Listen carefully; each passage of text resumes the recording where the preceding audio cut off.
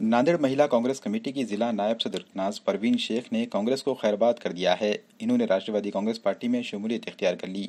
Party के कौमी सदर और महाराष्ट्र के नायब वजीर आला अजीत पवार की मौजूदगी में इन्होंने पार्टी में शमूलियत इख्तियार की। अजीत पवार नांदेड़ के एक रोज़ा दौरे पर इफ्तार के प्रोग्राम में शिरकत के लिए पहुंचे थे।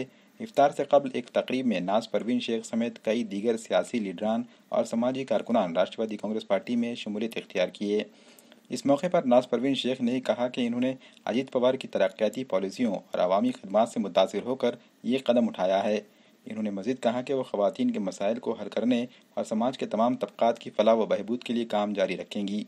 वाज़ेह है कि नाज परवीन शेख एक सरगर्म समाजी कारकुन हैं और NGO महिला मुक्ति मोर्चे की ज़िला सदर के तौर पर भी खिदमात अंजाम दे रही हैं। मुख्तलिफ सियासी और समाजी प्लेटफार्म्स के ज़रिए अवामी मसाइल को उजागर करने के लिए हमेशा पेश रहती हैं। मैं एडवोकेट नाज शेख।